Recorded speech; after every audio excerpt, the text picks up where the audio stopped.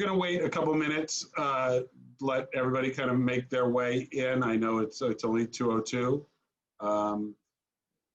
I will touch briefly. This is a little bit different than we've been doing in the past. This is a little bit more presentational, though the chat will be open and Stuart will be taking, we'll be seeing those and addressing it as we talk, as he talks, as we tell us, because we talk, like I got a mouse in my pocket, as he talks. But we are not sharing screens in this format. It's really more of Stuart's presentation. This is a presentation that we were lucky to see about, I think, 3 or 4 weeks ago via the Association of Talent Agents. I am lucky that Stuart has been a friend of mine for 30 plus years, and this is not a conversation that was new to me. He and I have had it many times in the past over our 30 plus years of friendship. But when I saw this, I really wanted him to bring it to you guys here at KMR. We hear over and over and over that our clients of color are tired of teaching. And so we thought we would bring this webinar to help educate some of our clients that may not be as I guess woke is the current term. I actually had somebody that saw this presentation and walked into my office afterwards and went, "That was life-changing." I'm sure that may not be the case for all of you, but I hope that it brings some new knowledge to the table. Since George Floyd's murder and we've started these town hall discussions, we've had, I think, 4 or 5 to date. All of them, by the way, are recorded and all of them are available. The last one does cut off a bit before the end because we had a power outage and our Zoom went down on our end.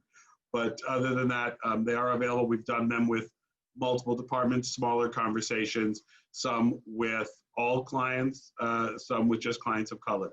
We're really trying to have, to keep the conversation going. The wound keeps getting reopened. We had, George Floyd and all the way to yesterday here in downtown LA, Dijon Kizzee was, shot by the police. And so the protests keep going on and this conversation needs to keep going on. So I'm glad that you could all be here. I'm going to turn this over to Stuart. Stuart K Robinson has, like I said, been my friend for over 30 years. He began this journey as an actor. He was a casting director. He is a director, was and is a teacher and educator. He is a motivational speaker. He is an entrepreneur. He is the owner of a company. So he has been enmeshed in the world of that we are in for almost his entire life. So without further ado, I'm going to turn this over to Stuart. I'm going to black my camera out and Stuart, take it away. Thanks, Mark. I'm humbled to be here and I appreciate you listening. I'm going to start with a quote. The entrepreneur and investor and author Tim Ferriss said, "Success can be measured by the number of uncomfortable conversations you have." Well, I hope that's true, because we didn't gather you here for a social event. This is about achieving results. And in order to reach that success, we need to discuss some uncomfortable topics. And we're going to talk for quite a while, so hang in there. And let me also mention that I get that this time in history may be the hardest time to throw anything at you while you're dealing with quarantine and decrease in opportunities and income. And some of you probably have kids crawling over you right now as we speak. And if you're like me, you haven't been out of your house since March. So I'm going to be as gentle as possible And although we're going to use some words today that tend to incite emotions and defensiveness and conflict, I'm going to be as gentle as possible. And if we can make a difference in this issue, that's a risk I'm willing to take on your behalf. Now, in this talk, I'm not ever going to try to tell you what to think or what to feel or what to do. I sincerely want you to know that no one is here to cast any blame or to chastise or criticize anyone. My hope, in fact, is that I'm going to excite you, that I'm going to arouse your curiosity and stoke your passion to take action in correcting a problem that anyone who has YouTube knows about. And that issue is race.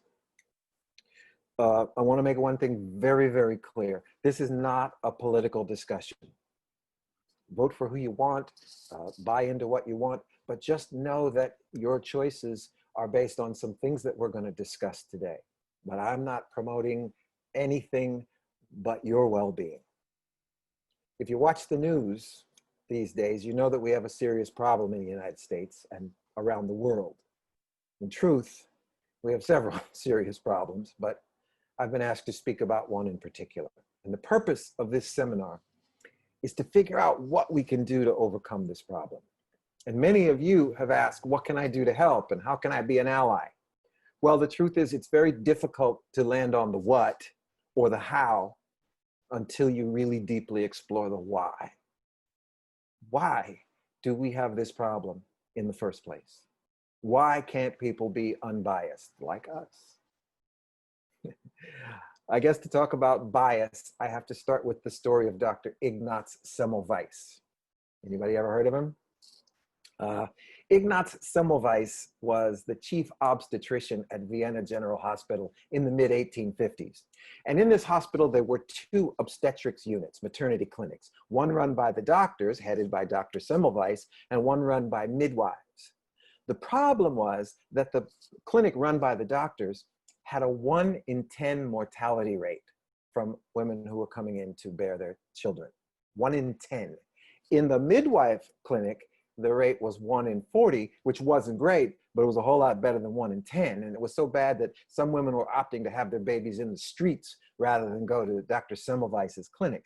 And he was obsessed with figuring out what is the problem? Why are all these women dying? What is going on? And he would try all sorts of things, but he just couldn't figure it out. Well, it turns out that the answer came in a funny way. He was sent away for a teaching assignment for 3 or 4 months. And when he came back, he found that the numbers had improved slightly. Now you can imagine being the chief surgeon finding out that the problem got better because you were away. But that opened up a part of his brain, and he started looking at things, and he started looking at that there might be some connection between the work he did in the maternity unit and the work he did in the cadaver unit. They did a lot of experimentation on cadavers. And so he decided out of the blue that he would have all of the doctors who were leaving the cadaver unit wash their hands in a very special solution before they entered the maternity unit. And the numbers went to 1 in 100 and then kept increasing. In fact, it was the first sort of idea that bacteria and germs might be connected to illness and to death. And Louis Pasteur later picked up his work and turned it into the germ disease theory. What's my point here? My point is that sometimes you can be the person who most deeply cares about the problem. You can have all of the right intentions, etc. And you can still find out that in some ways, you're part of the problem. So the why of our dilemma goes back to Dr. Semmelweis, because there's a good chance that this problem we're discussing today, in some ways, all of us are part of the problem and we don't know it. And those of us, myself included, who feel like, we can sit back saying, well, I'm not the one who needs this education. Please keep Dr. Semmelweis in mind. So when we talk today, our vocabulary. I'm throwing out the word racist because it's a trigger, it sets people off, and it doesn't really apply here. I'm going to assume that there are very few active racists on this Zoom, because why would you sign up for an anti-bias seminar if you were an active racist? So we're going to talk a little about words like prejudice and discrimination, but not in the sense that you're used to them, just in terms of whether they're effective, behavioral, or cognitive, or discrimination, which is mostly behavioral. But all that's just technical stuff. What we will talk a lot about is bias. Bias. Now that's some good news and some bad news. The bad news is we all have biases. So please don't get triggered. The good news is I'm going to do my best to explain exactly why this bias is not your fault. Having biases doesn't make you a racist. It doesn't make you a hater. It doesn't make you a bad actor or a bad agent. And admitting you have biases doesn't make you weak. It doesn't make you a sellout. And it doesn't make you an Uncle Tom or whatever term your group uses for that slur. What we're talking about is implicit bias. Now I want to read to you what an implicit bias is. An implicit bias is an unconscious association, belief, or attitude toward any social group. Now, due to implicit biases, people may often attribute certain qualities or characteristics to all members of a particular group. That's a phenomenon known as stereotyping. All mother-in-laws are annoying. All seniors are bad drivers. Black people are this, white people are this. Asians are white but smarter. Stereotypes, attributing an idea to an entire group. Now, keep in mind, these kinds of biases don't even necessarily align with our own sense of self and personal identity. In many cases, people can hold positive or negative associations with regard to their own race, their own gender, religion, sexuality, or another personal characteristic. So you don't have to be of a different race to hate this race.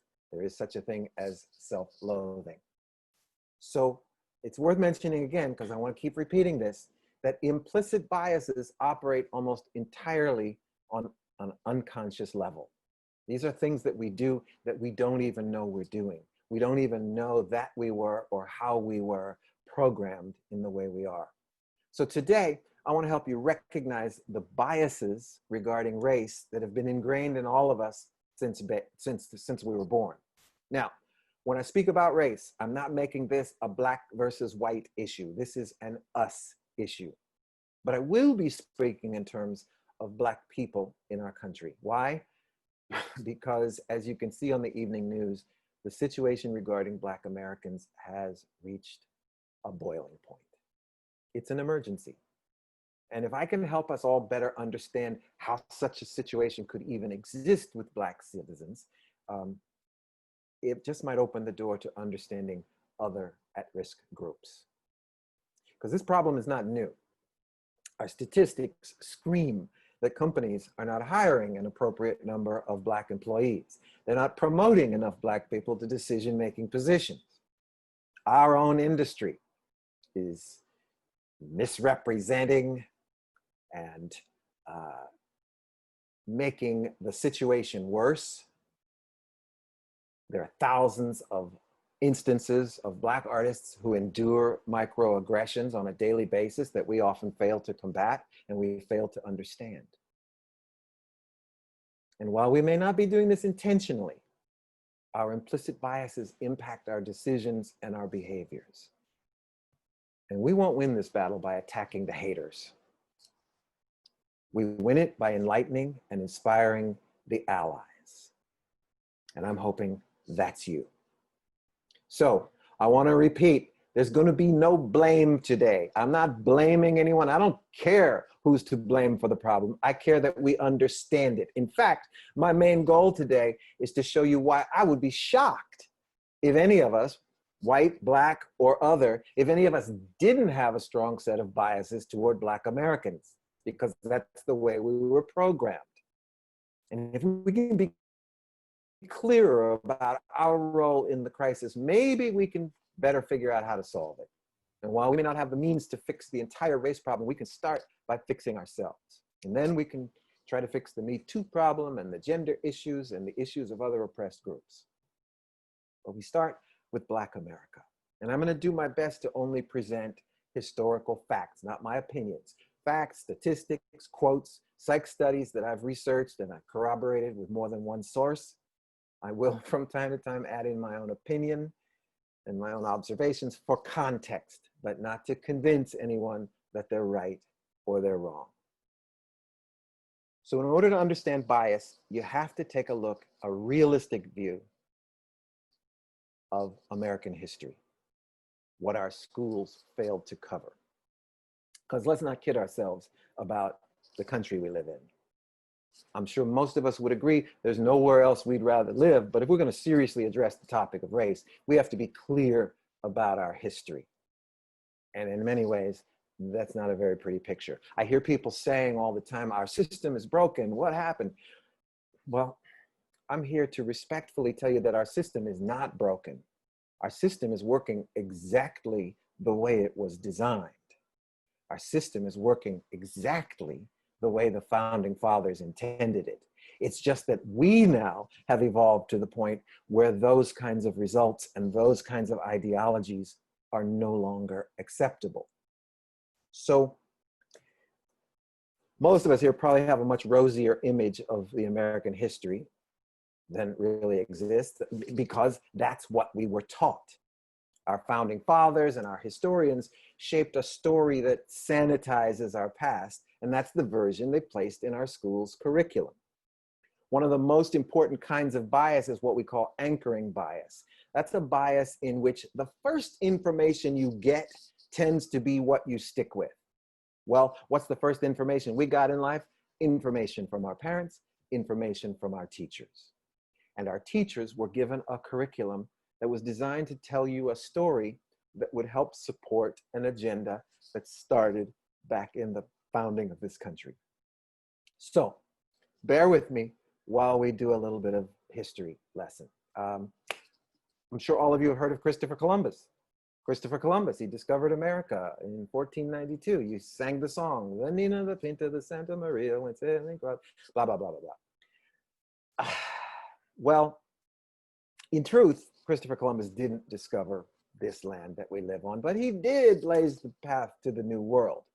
He was commissioned by Spain to try to find a shortcut to Asia, where he had heard there was all this gold and riches that he would go and discover and take a shortcut that didn't take the treacherous journey that people had previously tried to take.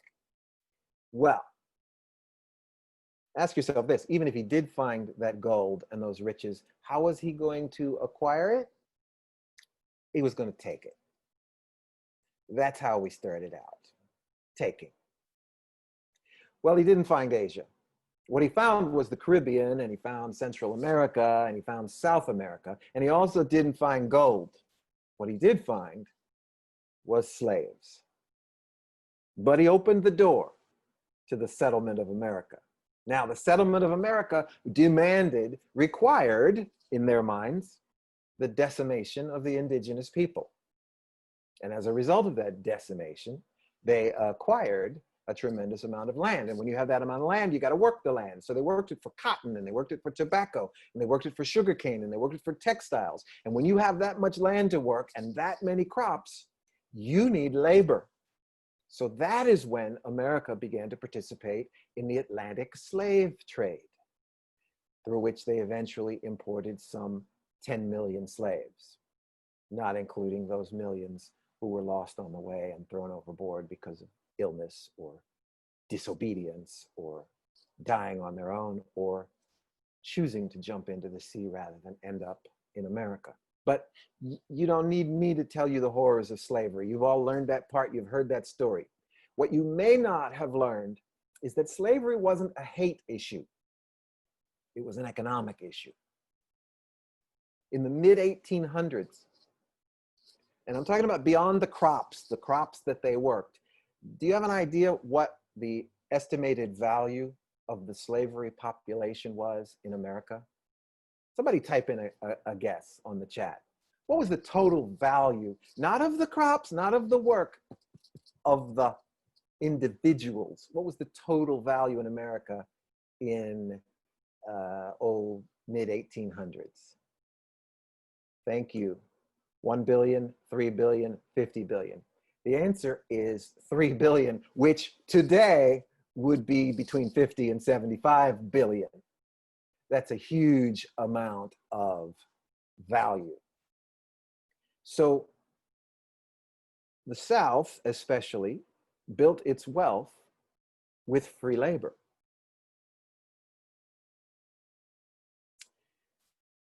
But the slaves themselves acquired none of that. And thank you for your answers, by the way. I like it when you guys interact, so feel free at all times.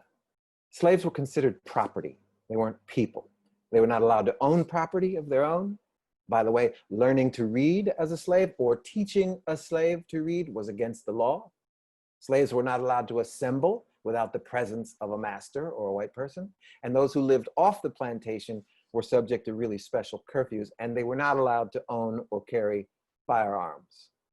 I think we know why. Worse yet, children of slaves, whether fathered by another slave or fathered by a plantation owner, were considered the property of the master, of the plantation owner. Property. So it was not uncommon for families to be sold off to different parts of the country, separated like that. And by the way, killing a slave was not illegal. It was not against the law. So it doesn't take a lot of genius for us to figure out that Black people were not brought here to be friends and neighbors. They weren't brought here to run our companies or be on our TV shows. They were property. But somehow our biases tell us that America's intentions and America's actions were noble. After all, you gotta listen to one of the greatest documents ever written by Thomas Jefferson, the Declaration of Independence, the document on which this country, this society was intended to be built. And listen to what a great idea it was. He wrote, "We hold these truths to be self-evident." There's no question about it, it's self-evident, that all men are created equal, and they are endowed by their creator with certain inalienable, meaning they can't be bartered, they can't be argued, they can't be discussed, they can't be diminished, inalienable rights. And that among these are life, liberty, and the pursuit of happiness. It's also self-evident that to secure such rights, these rights, any government is instituted among men, they said, and they capitalized men, by the way, deriving their just powers from the consent of the governed. Also self-evident that whenever any form of government becomes destructive of these ends, it is the right of the people to alter or abolish it and institute new government, laying its foundation on such principles and organizing its power in such form as to them, the governed, shall seem most likely to affect their safety and happiness. Now, they also wanted to put in a disclaimer. We're not crazy people. They said prudence indeed will dictate that governments long established should not be changed for light or transient causes. In fact, they said, accordingly, experience has shown that mankind are more disposed to suffer, put our heads down and just get through it while evils are sufferable, than they are to right this cause, right themselves, by abolishing the cause to which they are accustomed. We'd rather just grin and bear it and get through it than make a change. But when a long train of abuses and usurpations, pursuing invariably the same object, evinces a design to reduce them, those people, those citizens, those governed, under absolute despotism, it is their right, it is their duty to throw off such government and provide new guards for their future security. What a document. If only it had applied to everyone. You notice they said all men are created equal, and they meant men. They didn't mean women. And when they said men, they didn't see people of color as men. They meant themselves. And so they wrote this wonderful document about equality and justice and the right to overthrow when oppressed. And then they did that themselves. And we hear people saying today, why is everybody so upset about this issue? Why is race such an urgent topic?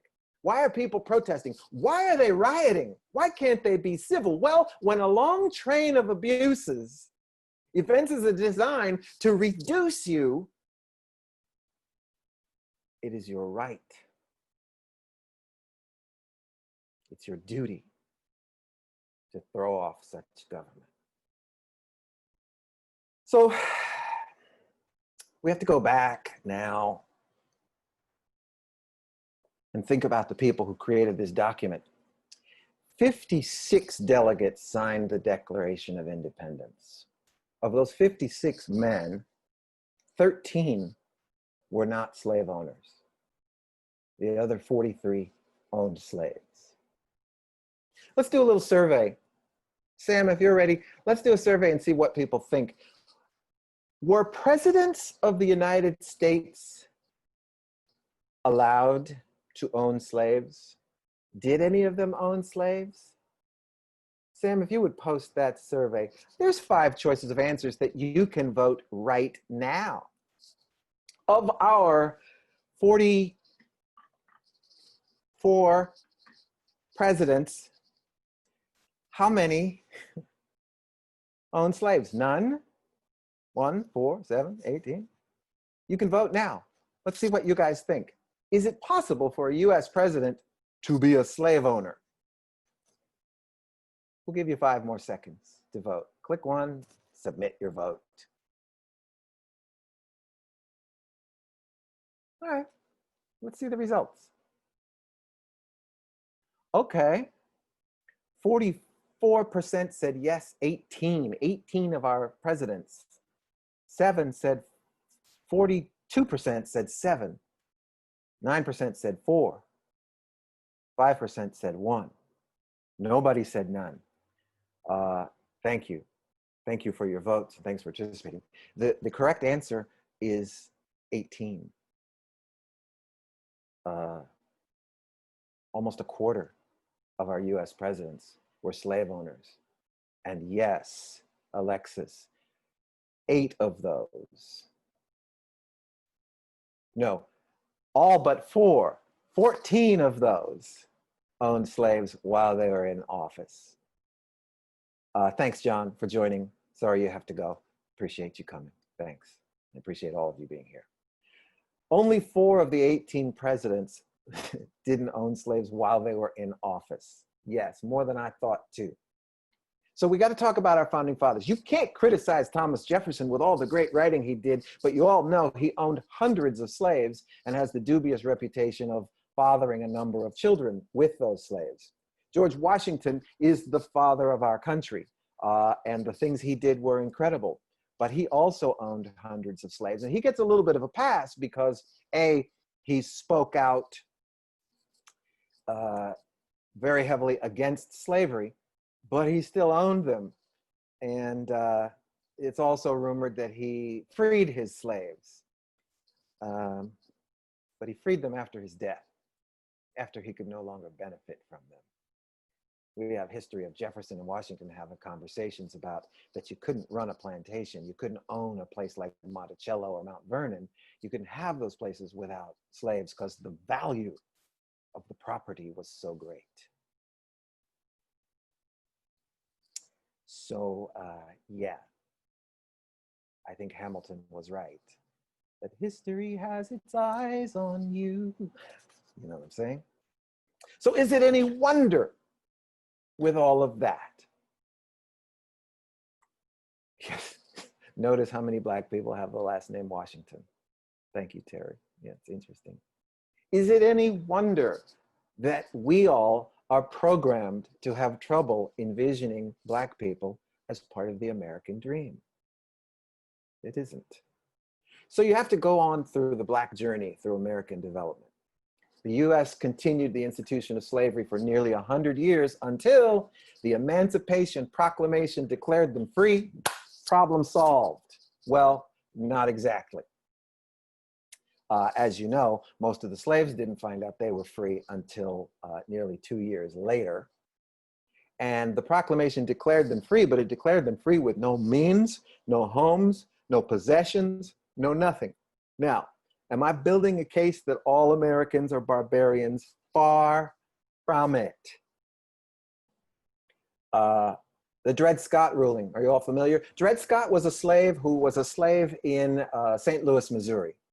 And he met his wife there, and they married, and they were both slaves. But then his owner moved to Illinois, which was a free state.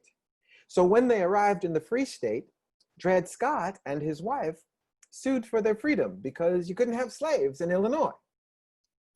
Well, it went to the local court and he failed.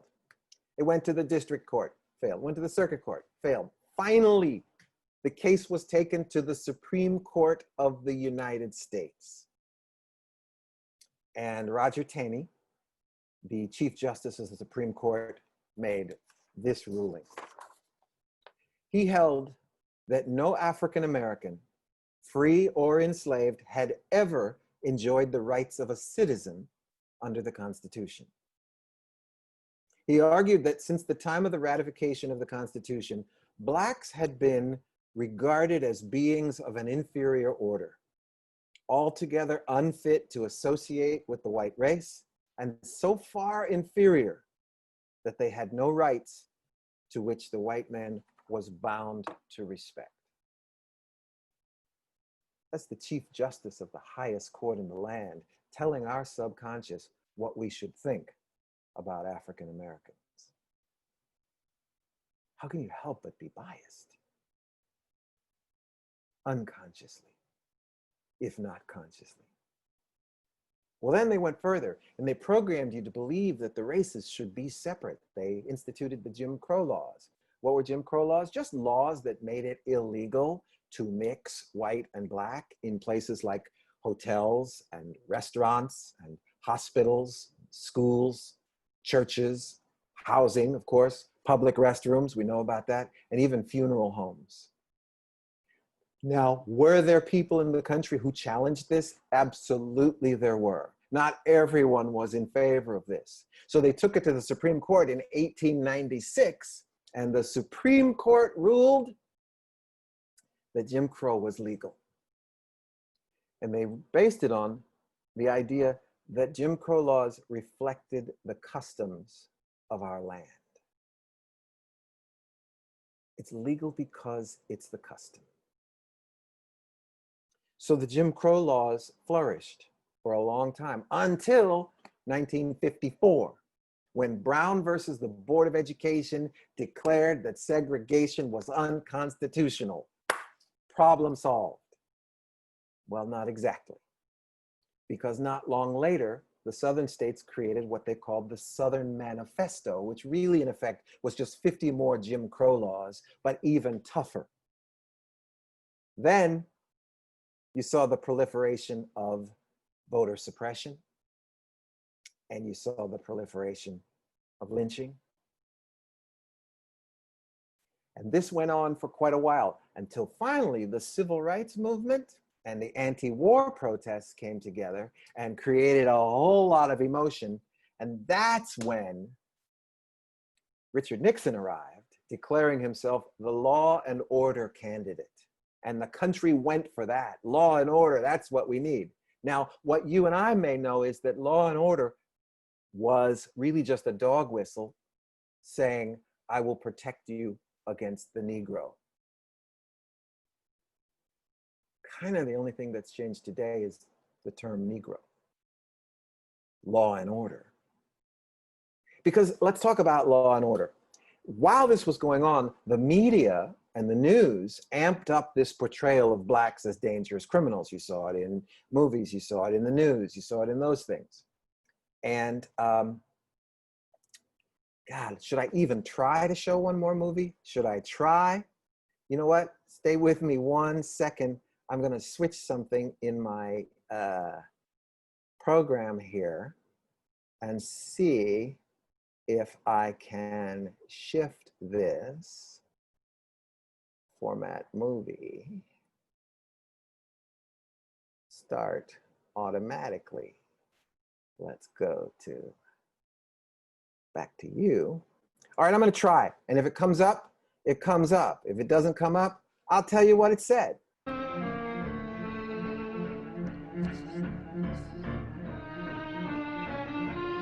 How many film students have seen this movie?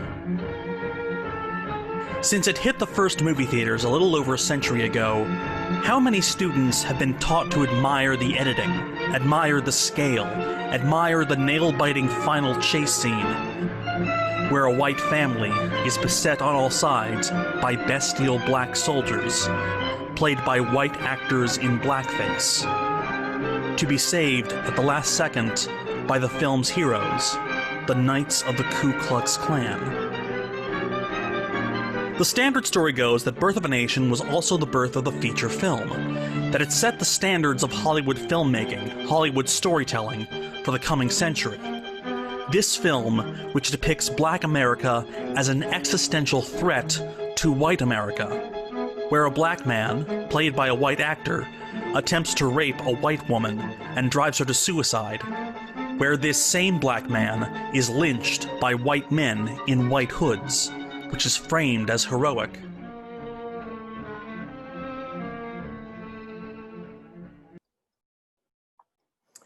I hope you saw that. So that film was the first film ever screened at the White House. The first film ever requested by a US president, and it is to this day hailed as one of the greatest films of all time. I think we'd all have to admit that it involves a certain amount of bias, not even unconscious bias.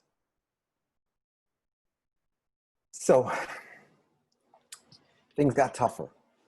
Because on the economic scene, what happened was jobs, as the war went on, et cetera, jobs moved to the suburbs. But the suburbs were restricted. Only white families could live there, right? So the workers, the black workers, couldn't get there because very few of them owned cars and they lived far away and they couldn't keep up with their jobs. So black unemployment went way up. As a result, yes, drug use went up. As a result, petty crime went up. That's when Ronald Reagan showed up to spearhead the war on drugs.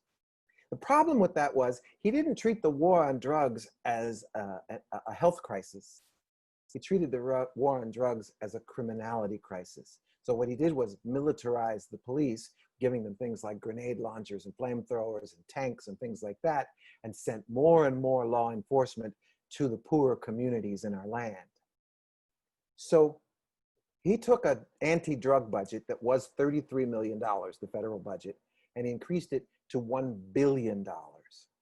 What he also did was change the mandatory minimum sentence for a drug arrest, changed it to 5 years, but he only changed it to 5 years if you were in possession of crack cocaine. Powder cocaine, which was considered the upscale drug, the white drug, the penalties stayed the same. And in case you think I'm building a case against Republicans, Democrats had their share in it. Bill Clinton cut public housing when he was elected by $17 billion. Where did he put that money? He increased the prison budget to $19 billion. And he added 150,000 more police officers to inner city communities. In 1980, the drug prison population of convicts for drug arrests was 41,000. Today, that number is 500,000.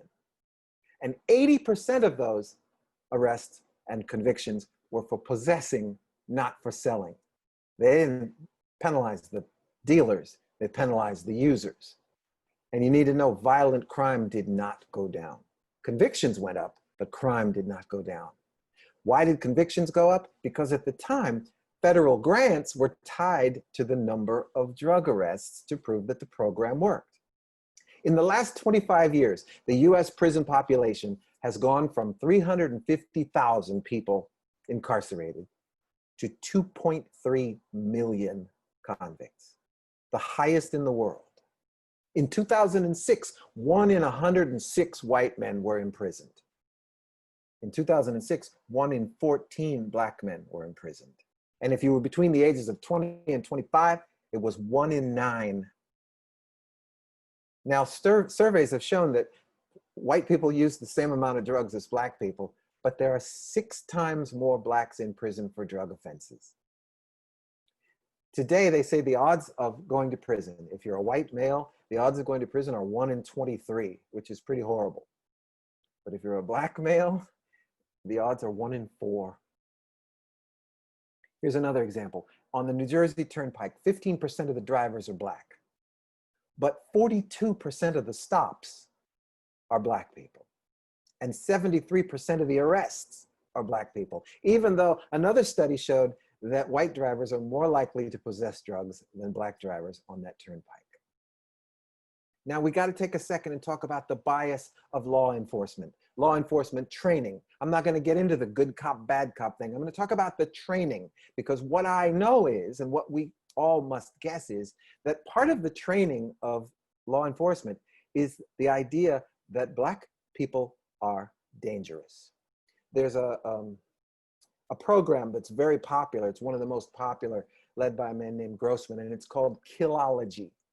And Killology is this idea that cops should be less hesitant about killing people. In fact, he says, if you're not willing, if you're not ready to take a life, this is not the job for you.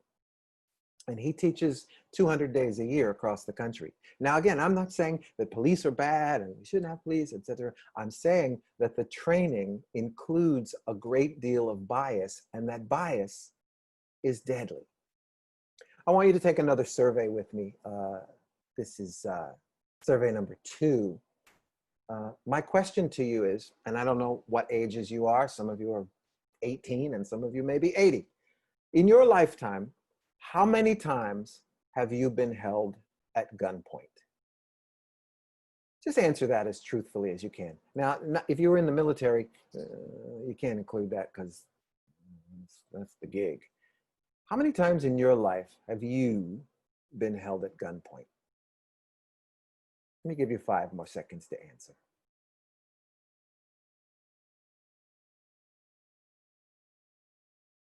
Okay, let's see the results. 90 people, 74% said none. Wow. 17% said 1. 5% said 2. 3% said 3 or more. Okay. Thank you for those answers. And I'm happy that 74% of you have never been held at gunpoint. I'm going to tell you the truth. That answer for me is 5. And all 5 have been police guns. And I'm about as law-abiding a person as possible.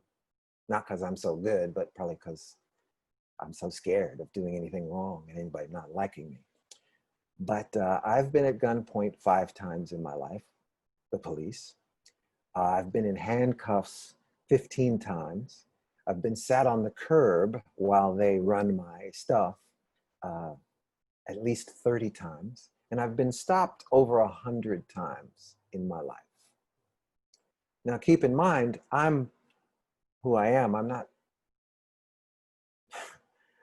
I don't think I look all that dangerous. And I drive a Jag. And I always drove nice cars.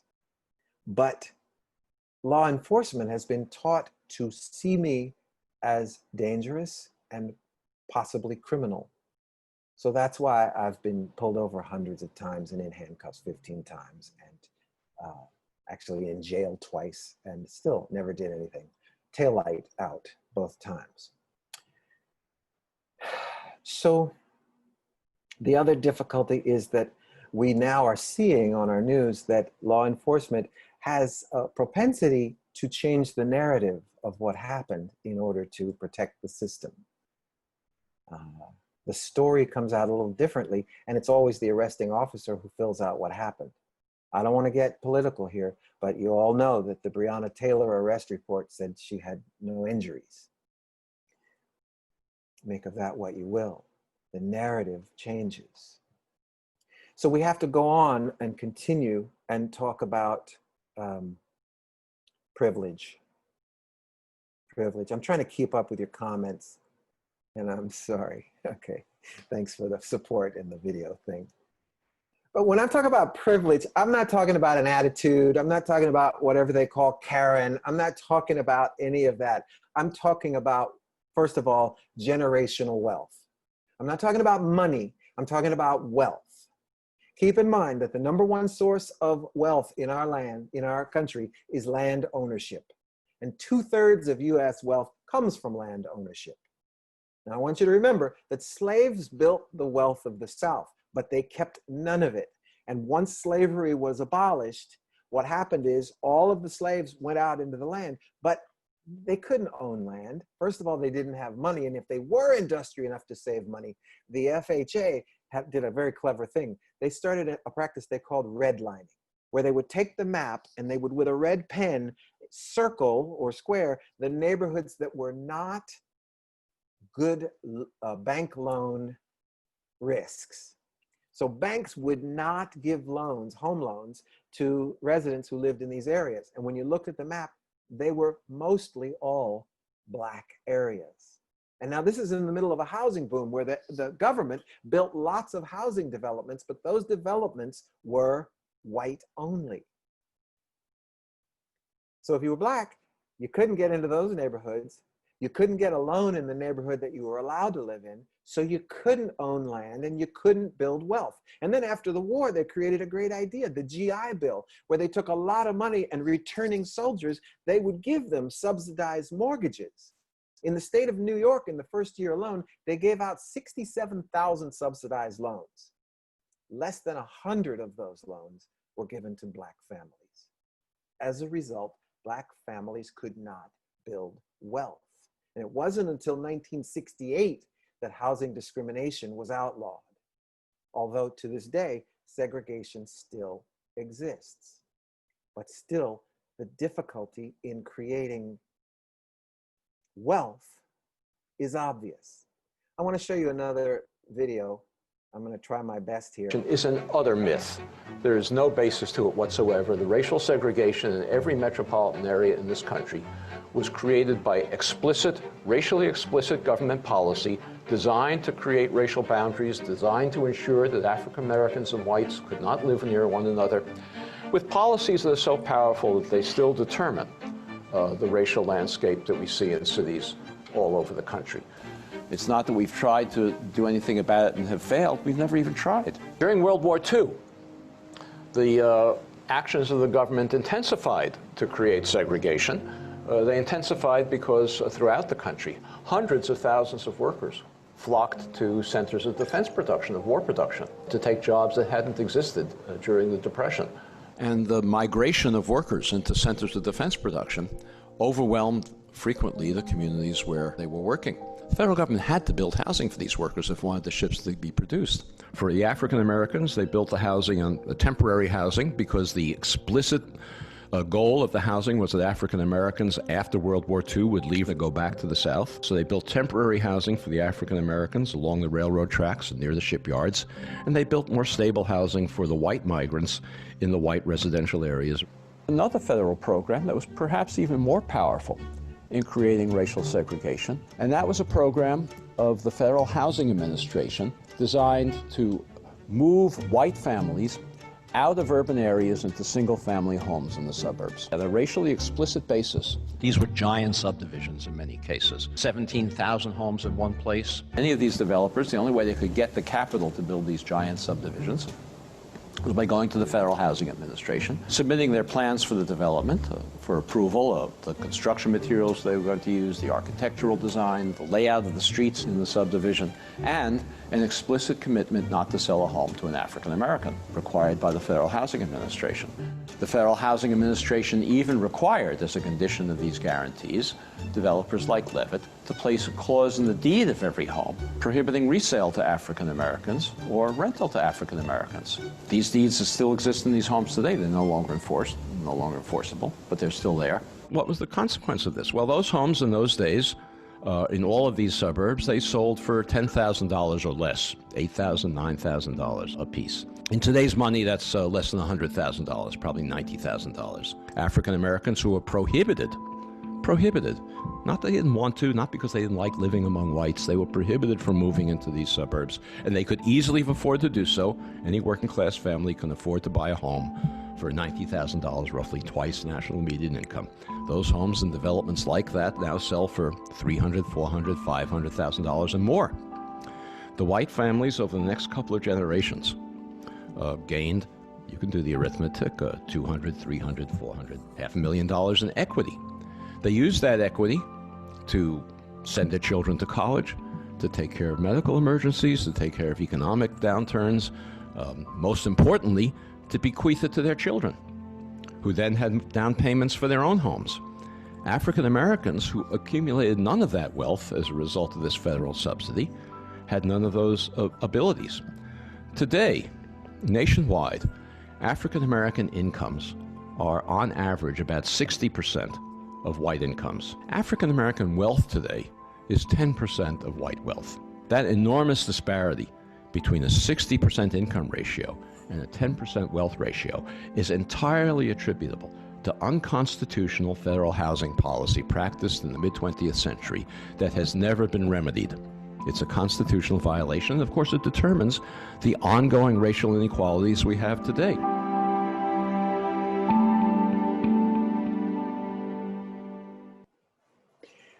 So I want to remind you, I'm not showing you these videos and telling you these things to create pity or to complain, etc. Again, it's about showing you how the systemic bias has been fed into us for years and years and years, again and again, from many, many, many different directions. That's the goal, to get you to see that. So the next step in this systemic problem was the subprime loan. When they finally did started giving loans to less affluent families and Black families, they created the subprime loan, which most of you know is a different loan from the prime loan. It's a loan that starts out really cheap, but it grows very quickly until it gets to the point where the homeowner can't afford their payments anymore, and it goes into foreclosure. So they started a program where they do wealth building seminars in the Black communities at the churches. And the pastors thought this was a great idea, but what they didn't know was they were only offering subprime loans in these seminars. So Black families were investing in these loans that they eventually couldn't handle. And then the 2008 market and loan crash happened. And when that happened, the subprime loan was the first to go. So the Black community lost 53% of its wealth. So again, I get it. There are lots of thoughts firing in our heads. And those of you who are thinking, well, hey, if they're so poor, how can they afford $200 Air Jordans? If you're thinking that, please stop. It means you're not listening. We're not talking about the money in your pocket. We're talking about generational wealth. Further, what would you prefer? That people of color share none of the dividends of the richest country in the world? Should they buy their shoes at the 99-cent store and save for 100 years to try to buy a home that they can't get a loan on, while they watch their non-Black counterparts pursue dreams now? Remember, we're talking about dreams, real dreams, that much of the Black community doesn't have the luxury to even know exists. That is the very definition of privilege. And it's not an accusation, it's just what is. Generational wealth is a magic bullet.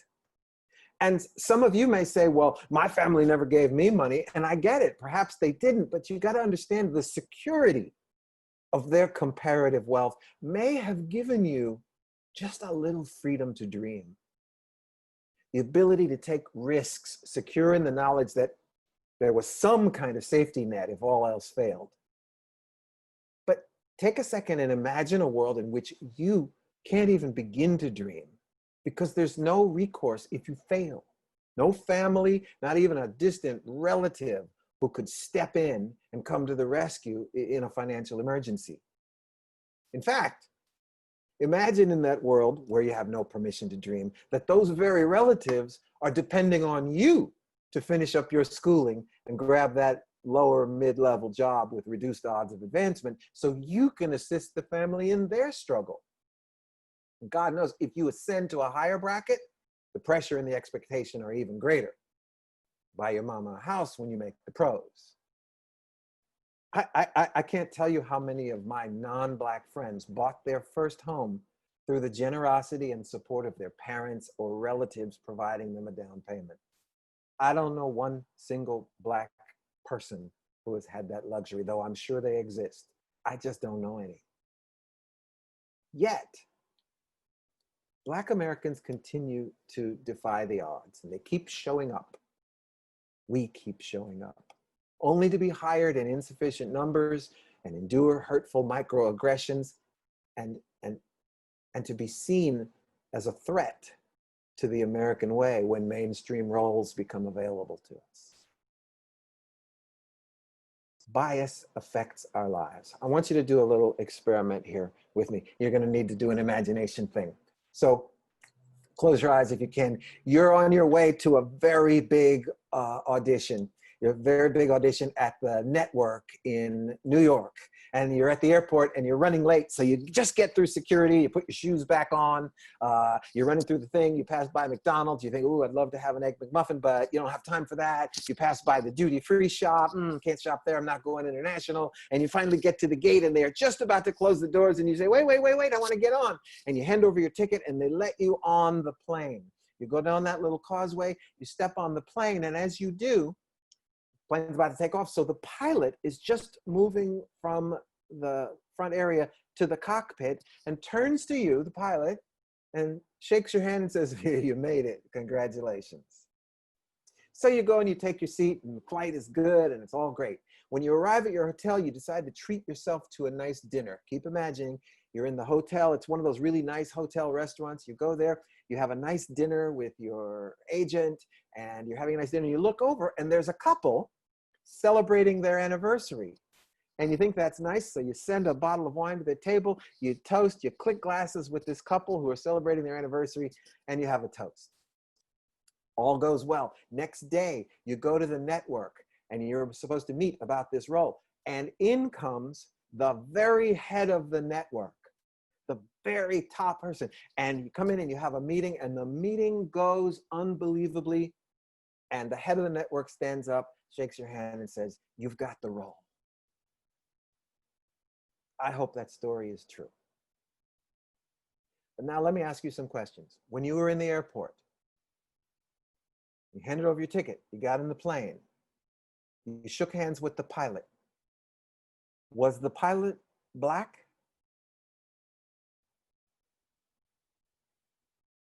Ask yourself that.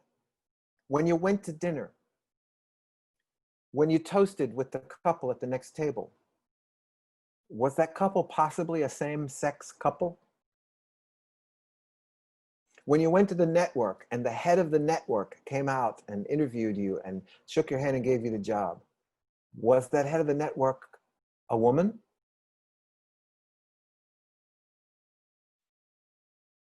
Keep in mind that our biases are what help us build these imaginary stories. And if your stories always include an all-white, all-male world, it's no wonder that happens because of the biases that have been put into you.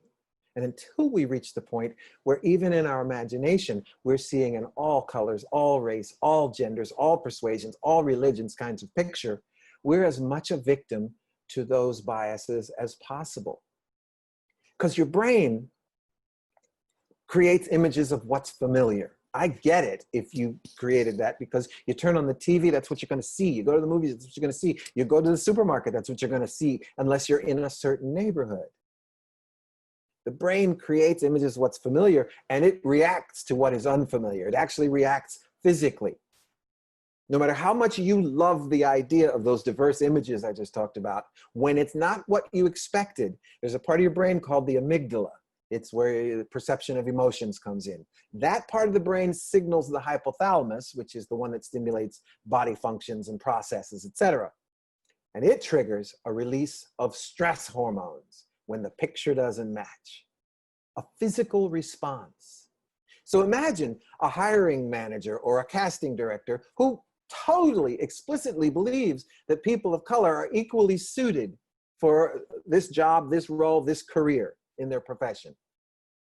Even despite this egalitarian belief, that same manager or casting director might nevertheless release stress hormone and unconsciously associate people of color with prejudicial attitudes and stereotypes.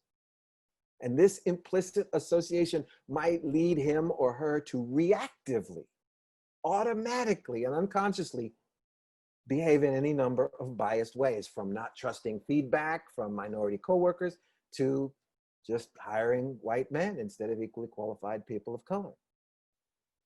Your brain does that to you. Now, let me go deeper, because you got to look at all sides. A lot of my close friends who are business people say that a lot of the Black candidates they meet don't interview as well. They seem less articulate and therefore not as sharp or smart. Well, first of all, ask yourself, is this bias? Because you got to ask yourself, do I need to speak like you in order to be smart?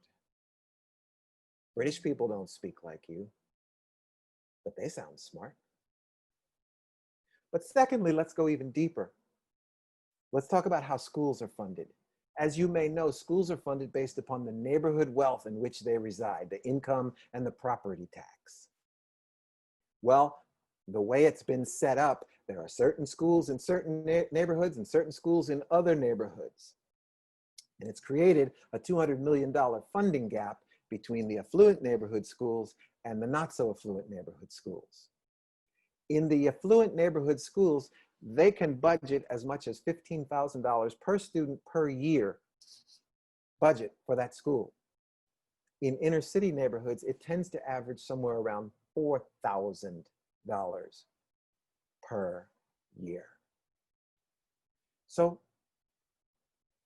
you go out into the world with an underfunded education. Your hair looks different than the people who are interviewing you. You dress differently. You speak differently. And God forbid you spell your name differently. Heaven forbid your name is Shaniqua and you put that on a resume. That causes a stress reaction. And perhaps the reaction would be different if all of us had been fed an equal amount of positive images that really do exist, rather than these deeply purposeful strategies to portray Black people and people who are different as inferior. Let's try some. Here are some people you've heard of Anne Sullivan, who worked with Helen Keller, one of the great educators of our time. Have you heard of Septima Clark? If you haven't, Septima Clark was considered by Martin Luther King as the mother of the civil rights movement, because the action she took wasn't to protest. The action she took, she knew that if people didn't know how to be citizens, they couldn't earn citizenship. And if they didn't know how to vote, they couldn't vote. So she started citizenship and voter education centers all around the country, teaching people who had never been given an education the basic things they needed to participate as citizens. But she's unheard of. How many of you have heard of Bill Gates? How many of you have heard of Mark Dean? Mark Dean is a Black man who to this day owns 3 of the 9 original patents at IBM, revolutionized the computer industry. Have you heard of Madam C.J. Walker? Madam C.J. Walker was the first Black millionaire. And don't get that idea, madam. She didn't get her wealth from running brothels. She was in the cosmetics industry. She was married to Charles Joseph Walker, so out of respect, they called her Madam C.J. Walker, Mrs. C.J. Walker. Have you heard of Thomas Jennings, who invented the process that led to dry cleaning? Did anybody tell you about him? No. Did they tell you about Bessie Coleman? No, not a singer. The first female Black aviator. Did they tell you about Molly Williams, the first Black female firefighter, and she did it while she was still a slave? Do you know Maurice Ashley? I'm sure you've heard of Bobby Riggs. Maurice Ashley is the first Black Grand Chess Master and the first Black man admitted to the Chess Hall of Fame. You've heard of Thomas Edison, who invented the light bulb, but he invented it with a filament that only allowed one use. Lewis Latimer invented the carbon filament that allows light bulbs to last for weeks and months and sometimes years. And probably you never heard of these people because your education didn't include them. Therefore, how could you help but be biased towards the Edisons of the world? And to those of you who are thinking, you see, times have changed, people are succeeding, laws have changed. You've got to understand this is not a legal battle. It's a battle of mindset, of attitude and principle. Let's use agents as an example. Ask yourself how many Black agents you've met in this town, or how many Black agency owners have you met in this town? Stay with me. Imagine a world, and we're going to construct this world, where you are a highly educated, highly motivated Black postgraduate who wants to be an agent. But you've had to struggle and beg and plead just to earn a chance to apply for a position in an agency mailroom. Now, chances are during this period, you're sleeping on friends' couches, but you're not sleeping at night because everything is on the line. Your entire family is thinking you've lost your freaking mind, and they see their immediate future going down the drain while you pursue a mirage in a business that by all outward appearance has no place for you and no desire to make a place for you. Now keep in mind, this industry doesn't particularly hate you, they like you. It's just that they believe that the struggle has ended and the battle was won with the election of a Black president. But meanwhile, the generational wealth gap continues to widen. The governmental system continues to legislate against you. The prison system continues to burst at the seams with people of your color, and an over-militarized law enforcement system continues to target you and threaten you with that very incarceration and worse. Now, keep imagining. Imagine that the proliferation of cell phone cameras captures a few instances of the thousands of occurrences of brutality and killism, giving the whole world a glimpse of what you deal with every day. Imagine now that proof exists that law enforcement not only perpetrates these acts, but regularly changes the narrative to protect these inhumane activities. He lunged at me with a knife. I was in fear of my life. He resisted arrest. He was a known drug user. Come on. How many non-Black actors do we know who are delightfully known drug users? Should we target and murder them? Don't answer that. And yet now, we have on our TV screens, as we eat our dinner, the ability to watch Black men being murdered in the street with nonchalance while coworkers calmly stand idly by. But there is no cell phone present in the room when a job interview uses the dog whistle language of "you're not the right fit," or "can't you do something with your hair," or "goodness, 2 degrees, you may be overqualified." You're damn right, I'm overqualified. I need those 2 degrees just to get a meeting to apply for a position delivering mail. How does this encourage that worker to excel in an agency mailroom, especially when they see others promoted ahead of them, even people that they've trained? How is it even possible to envision a future for yourself in an industry where you so rarely see yourself? How long can you continue being the only Black face in the room and still honestly believe that there's a place for you and your family in this dream industry? How can you excel under those conditions without some serious change to the lens through which you are viewed? the lens. A lens with understanding of who you are and the possibilities you represent.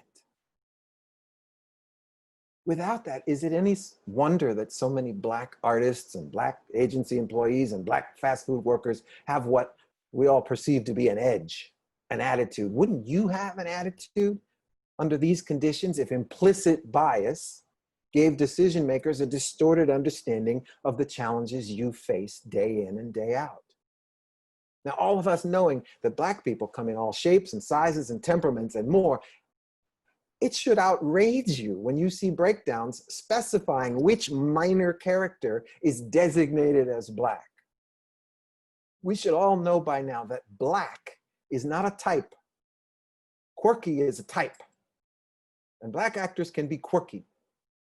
When will it be common practice for a breakdown to come out and a Black actress to be submitted when the prototype is Jennifer Aniston? An actress who has all of those same qualities, but happens to be Black. When can we move beyond a world where an Oscar-nominated writer-director can ask the audience to accept a fantasized alternate ending to the Manson Tate murders? Spoiler alert. He can ask the audience to imagine that what we know happened a different way, but he can't imagine they'll accept even one of those characters being Black, not even a background character. And I repeat, there is no blame here. We're all part of this situation. But how can we, Black, white, whatever, help but have a distorted view of the Black people we see? Yes, including my own distorted and sometimes ugly self-image. How can we help it when we're the product of 400 plus years of programming steeped into the historical facts you've just heard? And like those problems in law enforcement, how can you win when the narrative is constantly being changed to protect the status quo? You can't win. But for the first time in history, people of all colors and nations are opening their eyes to the fact that if some of us can't win, all of us can't win. I'm gonna let you think about that for a minute. I'm gonna try to hook up one more video. Look at this, see what you think.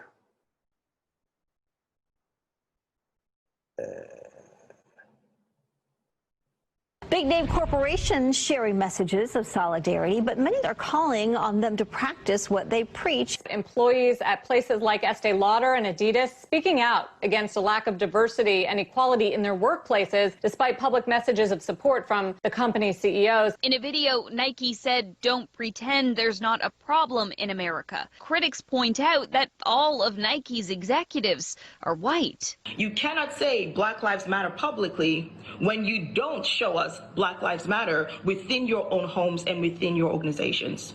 The truth is, for many Black Americans, getting a job is almost impossible. And it's because their Blackness stops them from even getting in the door. Blacks are the last hired and the first fired. White males are hired based on potential. Blacks are hired based on demonstrated accomplishments. Going back a quarter century, statistically speaking, very little has changed for Black applicants. Whites receive, on average, 36% more callbacks than African Americans and 24% more callbacks than Latinos. Thousands of made-up resumes were mailed to employers, identical except for the names. Half Black-sounding, half white. The results? Black-sounding names were 50% less likely to get follow-up calls. They're not asking people to hire Black people just because they're Black. They're asking companies to stop not hiring Black people just because they're Black. And if you're lucky enough to find your way into the office, good luck finding the ladder. Only 3.2% of executives and senior leaders in the U.S. are African American. There are only 4 Black CEOs in the Fortune 500, only 4, and no Black women. There are too few opportunities for African Americans to rise to the top. to have the opportunity to serve in leadership positions. There's a promotion gap. At every level going up, it becomes less and less diverse, more white. When I don't see those that have been in the company for X amount of years not hold certain titles, there places a doubt in my mind. Representative Al Green asking a pointed question to major bank CEOs. If you believe that your likely successor will be a woman or a person of color, would you kindly extend a hand into the air? Not a single one of those banks thinks it's even possible that a person of color will run the company. That says a lot. White people will come to me and say, you speak so well. And then, right, you speak so well, or you're very articulate. In my own personal experience, like, you don't sound black. Like, what does sound black and sound white really mean? You're not like the others and stuff like that, if you think about it, because it's like, you're not like the others, so well, what are the others? The assumption is always going to lead in that I know less.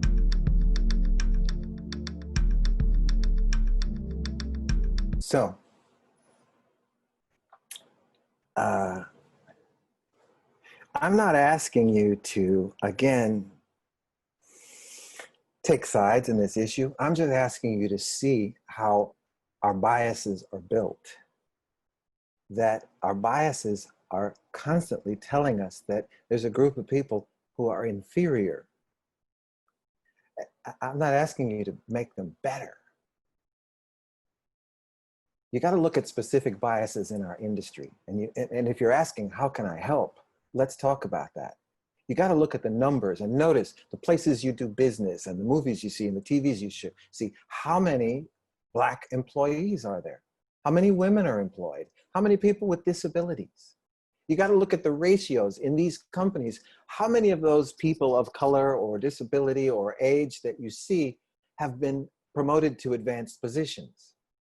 How many movies do you see where the cast and crew are unnecessarily predominantly all one color?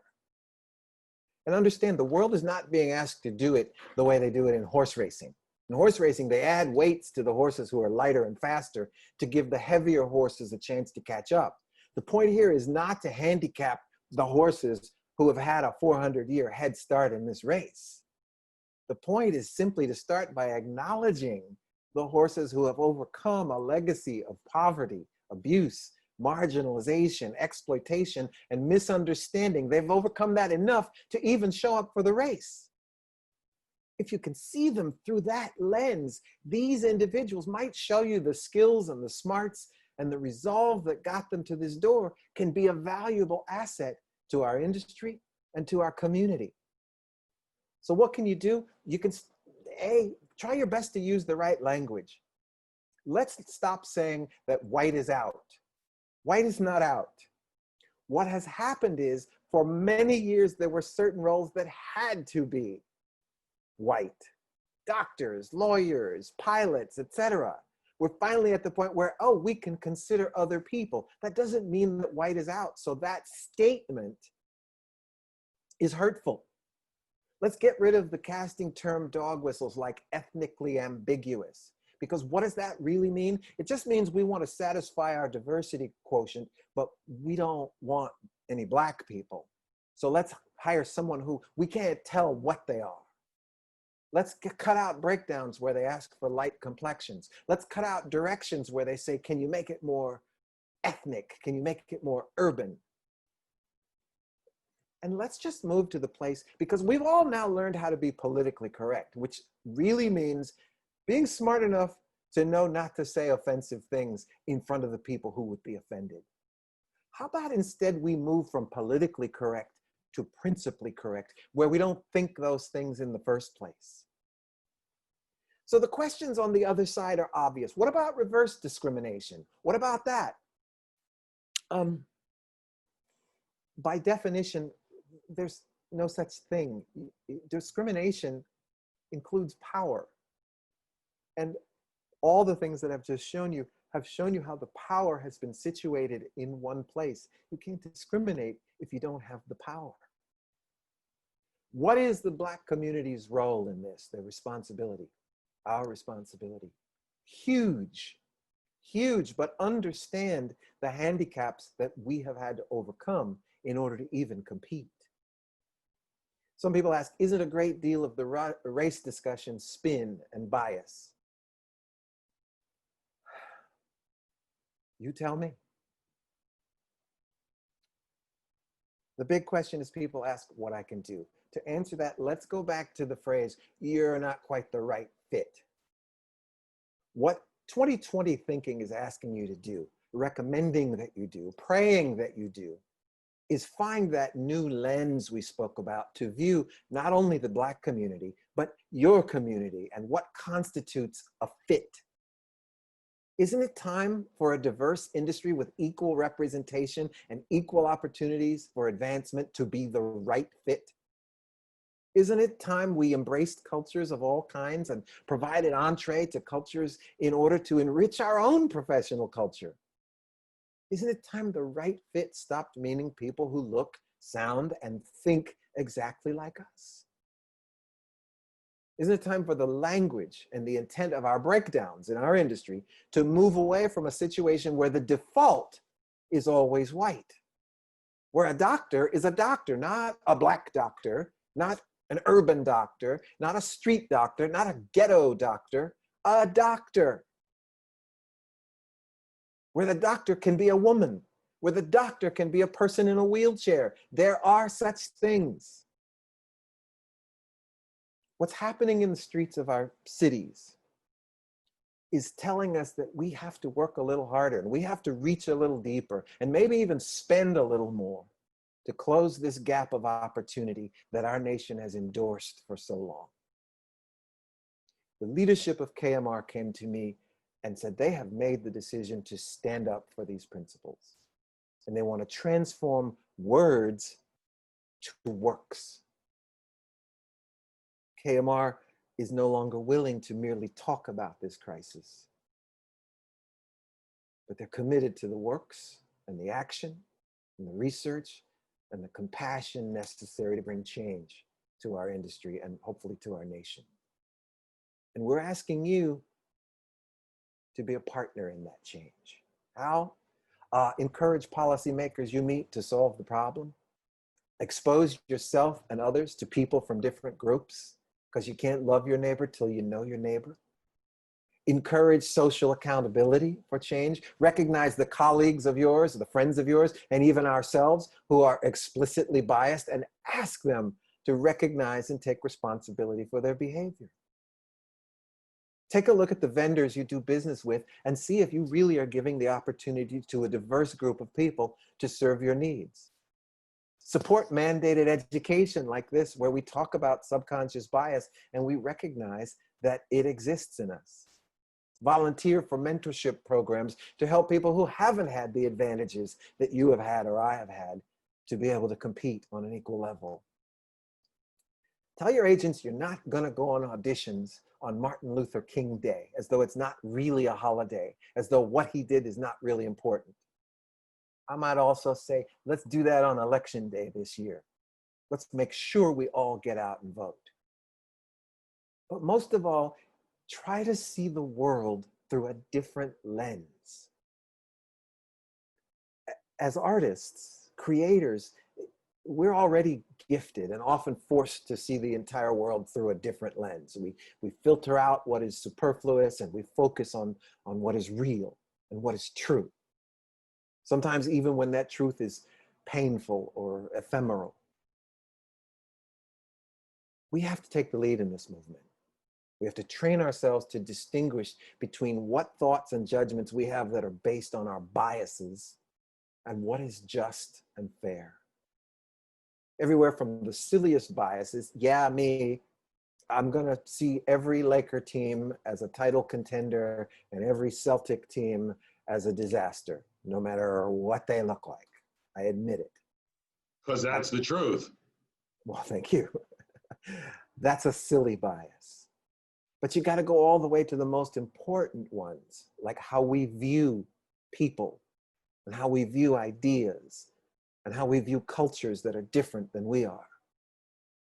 We have to remind ourselves that what we know to be true is often a collection of our biases, some positive, some very detrimental. Look, we all want to win, and we all like the home team to win. But let's take a new look at who exactly the home team should be. And let's search for a way of existing that supports the idea that our victory does not have to come at the expense of any other simply because of the group to which they belong. Not color, not faith, not gender identity, sexual preference, physical appearance or physical capability, political affiliation, or choice of lifestyle.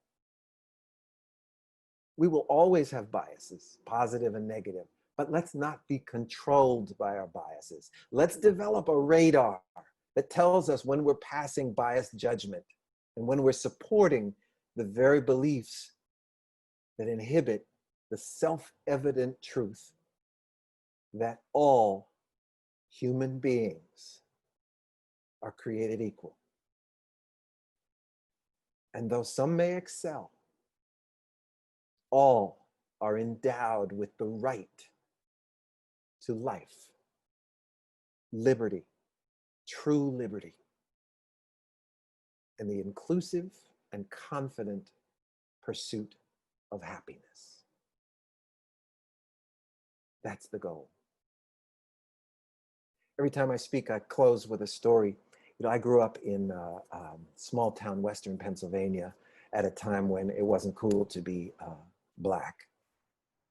And my teachers loved me, but they pulled me aside and very kindly said, you know, I should tone down my expectations because this world wasn't ready for me to have the kind of dreams and the aspirations that I have. They said, you shouldn't expect too much and you should speak when spoken to. You're very opinionated and you have lots to say, and people aren't gonna want to hear that. Fortunately, I escaped that community. So the fact that all of you would spend all of this time listening to me today is a dream come true. And I can never say it enough, how grateful I am that you took the time to hear my perspectives on this issue. And my hope is that it strengthens you, that it encourages you, and that it helps you move forward toward the kind of society we all hope to have. I'd love to hear your questions. Thanks for taking the time.